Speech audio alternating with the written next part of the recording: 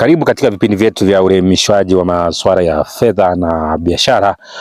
Kama unajiunga nasi kwa mara ya kwanza, basi utambua kwamba upo sehemu sahihi. Kwa majina naitwa Philemon Rwegasira Bagoka, ni mshauri wa masuala ya biashara na mwelimishaji wa masuala ya fedha aliyeidhinishwa na Benki Kuu ya Tanzania. Kwa leo tutakuwa na somo letu la leo ambalo linaelezea namna ambavyo unaweza kuanzisha biashara mtandaoni, hasa kwa wale ambao ni mara yao ya kwanza wanaanza hiyo biashara. Sasa nimejaribu kuingia kwa kina na kwa kutumia uzoefu wangu katika hii shughuli ya biashara mtandaoni ambayo nafanya katika shughuli za ushauri wa biashara na masuala ya teknolojia. Hebu tuone mambo ya msingi ambayo sasa unapaswa yafuate unapoenda kuanza biashara yako ya mtandaoni. Jambo la kwanza ambalo unapaswa ulifanye, cha kwanza ni utafiti wa soko, na cha pili unachopaswa kukifanya, unapaswa uchague eneo la biashara ambalo unaenda kujikita nalo, na swali la tatu sasa unapaswa utengeneze sasa uwepo wako mtandaoni. Hapa ikiwa na maana sasa lazima ujiunge na utengeneze mtandao wa kijamii au uweze kutengeneza tovuti ambazo sasa utaweza kufanya biashara yako mtandaoni. Na swala la nne sasa lazima uwe na mikakati ya masoko, ikiwa na maana ya kufanya matangazo na usimamizi wa fedha ambayo unaweza kuwekeza kwenye biashara yako ya mtandaoni.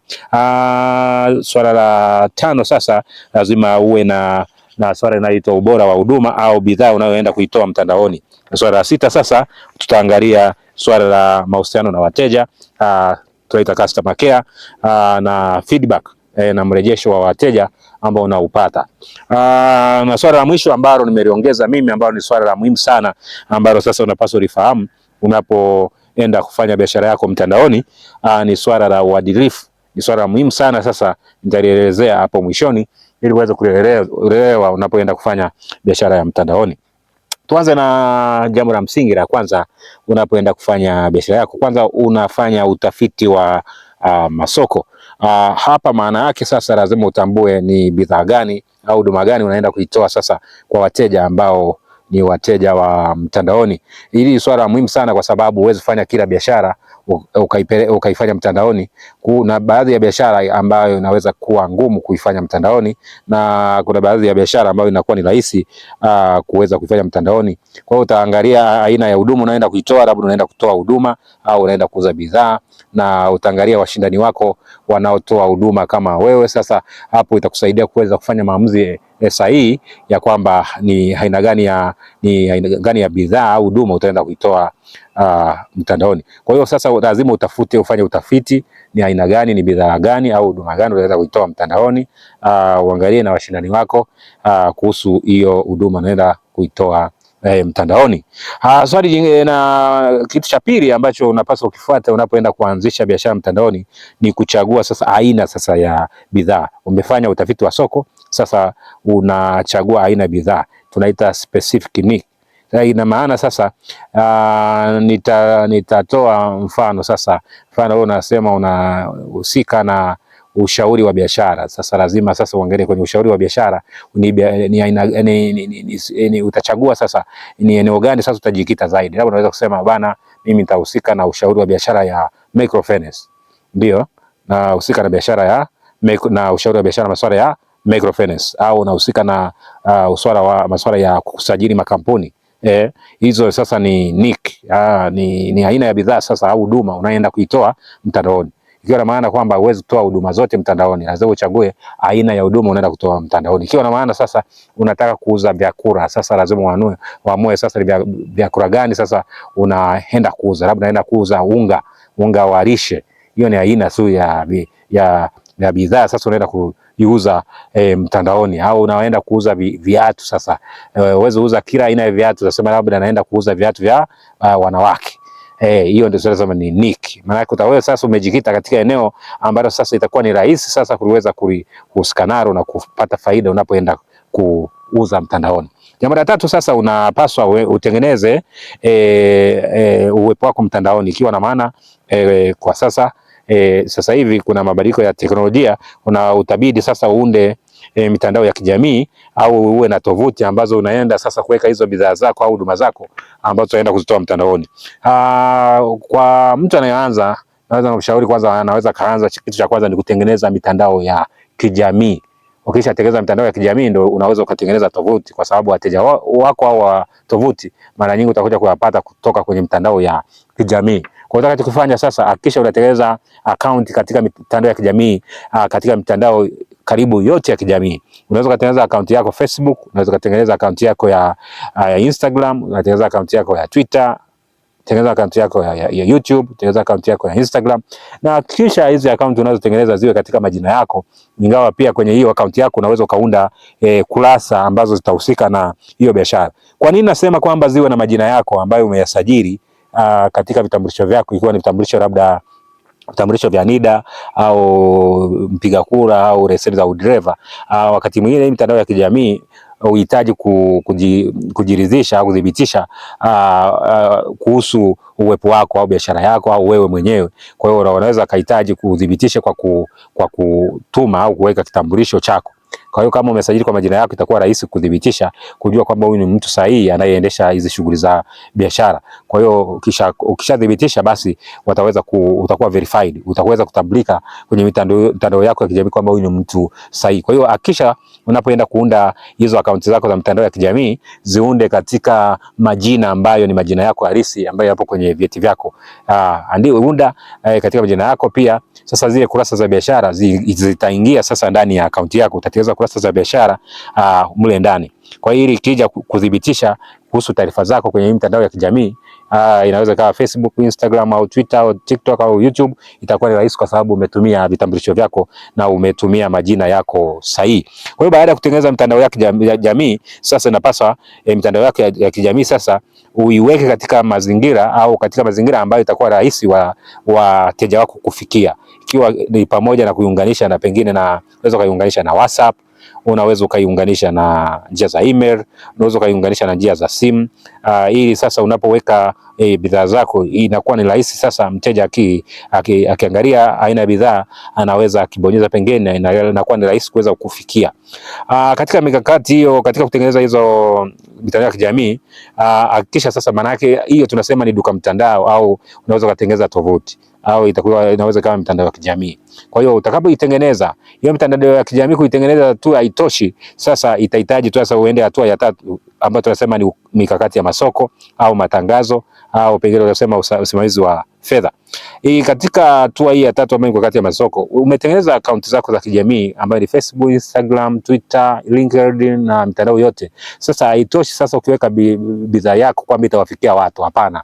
Haitahitaji sasa utumie gharama kuweza kutangaza hiyo biashara yako kupitia matangazo, ambazo aina za matangazo zipo nyingi sana. Kuna matangazo ambayo ni Facebook Ads, kuna Instagram Ads, kuna Google Ads, ambayo sasa utatabidi utangaze hilo tangazo lako liwafikie watu wengi sana. Hapa ndo changamoto ilipo. Watu wengi wanaamini kwamba ukiposti kwenye mtandao wa kijamii kama Facebook, basi inaishia hapo, sasa watu wote wataona hiyo bidhaa. Hapana. Facebook naye anafanya biashara, kwa hiyo ukiweka basi ataionyesha watu wachache. Anahitaji sasa na wewe ulipie, ili sasa matangazo yaende kwa watu wengi.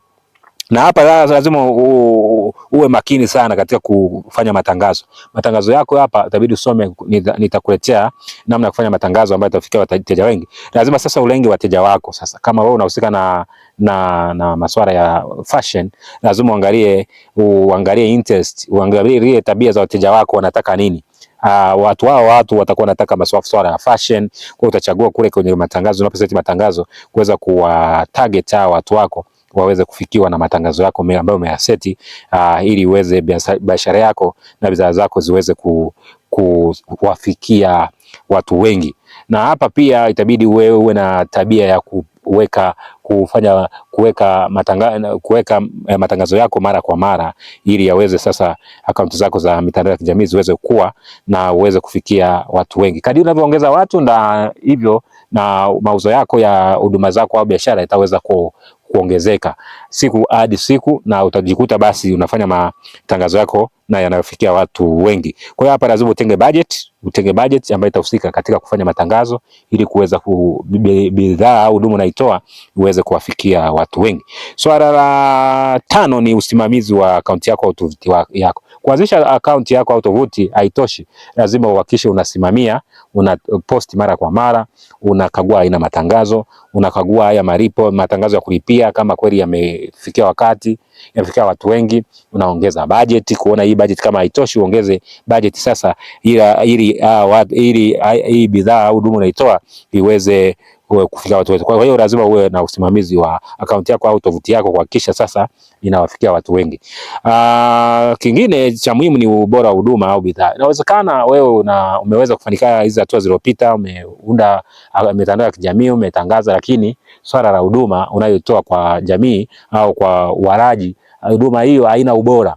Hauna ubora. Kwa hiyo lazima kama ni bidhaa, hakikisha unauza au unatengeneza bidhaa ambazo ni bora, ambazo hata zikiwafikia wateja watazidi kufanya referral, wataambizana bana, hii huduma naitoa ni nzuri zaidi, kwa hiyo itaweza kuwafikia watu wengi sana. Kwa hiyo ubora wa huduma ni jambo la muhimu sana, kuhakikisha kwamba huduma unaitoa inakuwa ni bora, unatoa huduma ambayo ni bora na inawafikia watu wengi. Pia hapa unaweza ukawa na mahusiano. Swala muhimu pia namba 6 ni swala la mahusiano mazuri na wateja. Una huduma lakini hauna mahusiano mazuri na wateja, kwamba ni namna ambavyo unawasiliana na wateja wako, namna ambao unawapa mrejesho wa kazi ambazo umezipokea, namna ambavyo unawahusisha katika ile shughuli ambayo umeifanya. Mteja amewasiliana na wewe, anahitaji sasa wewe umsaidie katika kusajili kampuni. Lazima sasa kama amefanya malipo, lazima umpe kila hatua inayofuata mpaka unakamilisha hatua ya usajili wa kampuni. Au umelipia ili kupata bidhaa, lazima umwambie bana, bidhaa yako tumepokea malipo yako, tunafunga bidhaa yako, tumeweka bidhaa yako kwenye basi, na unamtumia labda picha ya ile na hati ya kusafiria, hati ya mzigo ambayo umekata, alafu unafanya mawasiliano bana, unampigia kujua kama mzigo ameupokea. Akisha upokea, basi hiyo ndio tunaita mahusiano mazuri na wateja. Na hapa vijana wengi wanakwama, unakuta baada tu mteja kufanya malipo hawezi tu fanya mahusiano yoyote tu, anasubiri tu mpaka mzigo mfikie mteja au mpaka huduma ikamilike. Haya ni makosa, kwa sababu mteja wa mtandaoni ni mteja ambaye kwanza wewe hakufahamu, akujui, akufahamu na akuthamini. Kwa hiyo lazima sasa wewe utengeneze mazingira ionekane kama vile anakutazama muda huo. Kwa hiyo umepokea wateja, umepokea, mfano mimi nahusika na biashara mtandaoni ya kutoa huduma za watu wanaosajili kampuni, majina ya biashara, watu wanatafuta vibali mbalimbali, tuseme vibali vya microfinance. Mimi ninapompokea mteja, nikaongea naye, tukakubaliana, labda mteja akafanya malipo, basi labda nitamkabidhi kwa mfanyakazi ambaye atahusika naye ila mtumie taarifa. Baada ya kumtumia taarifa, nitakuwa nafuatilia kujua mfanyakazi kama kweli anafanya mahusiano na mteja. Pia nitakuwa nampigia mteja, amekupigia, kama amewasiliana na wewe, ndio amewasiliana na wewe.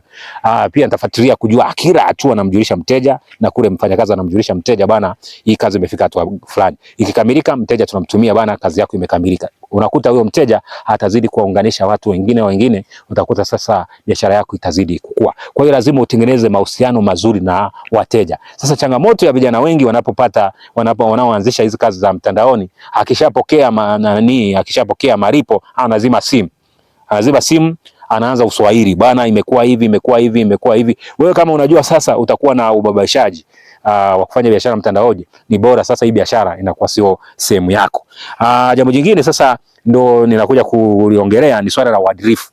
Biashara ya mtandaoni inahitaji uadilifu wa hali ya juu. Ndio maana nchi za wenzetu ambao hawa sasa ndio nchi za wenzetu za kigeni wamefanikiwa sana katika biashara mtandaoni, kwa sababu unaweza ukawa unajua yote kuyatengeneza ndio unataja, lakini ukakosa uadilifu wa kazi yako. Mteja anakutumia pesa, wewe unazima simu, upatikani. Ukija kupatikana sasa unatoa sababu za ajabu, bana, simu iliharibika, unajua nilipochukua bidhaa. Kwani ulichukua pesa kama unajua kwamba bidhaa zipo au huduma utaitoa? Kwa hiyo hapa swala la uadilifu ndio swala la msingi. Kama kweli unajua kwamba wewe si mwadilifu, itakuwa vigumu kuweza kuendesha hii biashara ya mtandaoni. Kwa hiyo swala la uadilifu, kumcha Mungu, mche Mungu, Lazima uwe na hofu ya Mungu kwamba bwana, mteja anijui, mteja anifahamu, yeye kanitumia pesa, anahitaji sasa nimsaidie katika pengine kumtafutia kibali, nimsaidie katika kumsajilia kampuni, nimsaidie katika kumtengenezea tovuti. Lazima uhakikishe hiyo ero uliyoipokea uifanyie kazi na mteja apate huduma kwa wateja. Kwa hiyo swala la uadilifu ni changamoto kwa vijana wengi wanaoanza biashara hii ya mtandaoni, ndo wanachafua taswira ya biashara ya mtandaoni. Lakini kadiri na uzuri, serikali imeimarisha sasa usalama wa mtandaoni. Kwa hiyo kadiri tunasonga mbele sasa, hao watu ambao sio waadilifu watazidi kuondolewa kwenye hii biashara, watabidi kuondoka, watakaobaki wataweza kufanya biashara vizuri mtandaoni. Kwa hiyo hili nimeliweka kama jambo la muhimu sana, pamoja kwamba umefuata hatua zote. Kama una uadilifu, ni bora kaenda kufungua biashara kawaida, lakini usifungue biashara mtandaoni, kwa sababu utaishia tu kwa sababu utapeli wa mtandaoni ni moja ya makosa ya jinai, ni makosa, ni cyber crime. Hizi sasa ukifanya utapeli, mteja amekutumia pesa na wewe usiweze kutoa huduma, utashtakiwa na utahukumiwa kisheria, kwa sababu utakuwa umetenda makosa ya jinai. Asante sana kwa kuungana nami kunisikiza mwanzo mpaka mwisho. Basi tukutane katika vipindi vingine. Mimi kwa majina naitwa Philemon Rwegesira Bagoka, ni mwelimishaji wa masuala ya fedha niliyoidhinishwa na Benki Kuu ya Tanzania. Ukihitaji huduma zetu, pia tunahusika na usajili wa makampuni, kuomba vibali vya microfinance, kutengeneza tovuti. Ukihitaji huduma zetu, unaweza ukanipigia kwa namba ya simu, kutupigia kwa namba ya simu 0682 188 544 0682 188 Pia unaweza ukatufuatilia katika mtandao wetu ya kijamii kwa jina la Feedtech ICT and Business Solution Limited. Feedtech ICT and Business Solution Limited. Tunapatikana katika mtandao wetu ya kijamii ambayo ni Facebook, Instagram, Twitter, TikTok na YouTube. Utaweza kupata kwa jina hilo la Feedtech ICT and Business Solution Limited. Karibu katika mwendelezo wa vipindi vyetu vya kila siku.